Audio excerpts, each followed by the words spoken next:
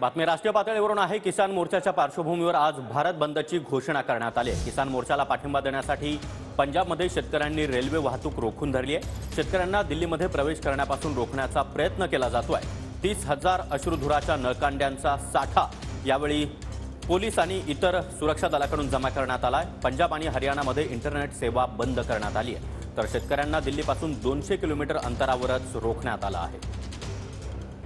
आणि या संदर्भात अधिक माहिती देण्यासाठी आमचे प्रतिनिधी संदीप राजगुळकर सध्या आपल्या सोबत आहेत। संदीप, पुन्हा एकदा किसान मोर्चा दिल्लीमध्ये धडकतोय, मात्र जागोजागी त्यांना रोखण्यासाठी चोख अशी व्यवस्था करण्यात आली आहे।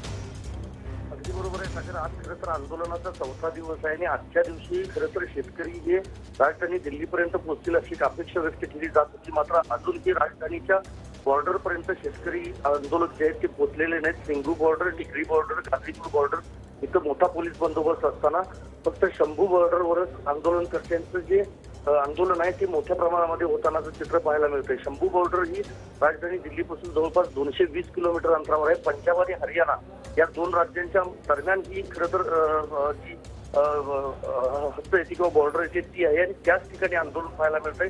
सध्या पंजाब आणि हरियाणा या दोन्ही राज्यातली इंटरनेट सेवा जी आहे ती पूर्णपणे तिथल्या राज्य सरकारनं बंद केली आहे, कारण आंदोलन चिघळू नये या पार्श्वभूमीवर। आणि अनेक ठिकाणी जे साहित्य आहे ते देखील जप्त करण्यात आले आहे पोलिसांकडून, म्हणजे काही शस्त्र सापडल्याची देखील माहिती समजते। त्याचबरोबर अनेक ठिकाणी अश्रुधुराच्या नळकांड्या देखील फोडल्या जातात, कारण शेतकरी कुठल्याही परिस्थितीत दिल्लीकडे कूच करू नयेत यासाठी पोलीस प्रशासनाचे प्रयत्न पाहायला मिळतात। 1.5 वर्ष ज्या वेळेला आंदोलन केलं होतं कृषी कायद्यांच्या विरोधात, त्यानुसार पाहायला गेलं तर सगळे शेतकरी राजधानी दिल्लीमध्ये दिल्लीच्या बॉर्डरवर येतील अशी एक अपेक्षा होती पोलीस प्रशासनाला, मात्र ते अजूनही पोहोचलेले नाहीत। त्यांना शंभू बॉर्डरवरच ठेवण्यात आलेलं आहे।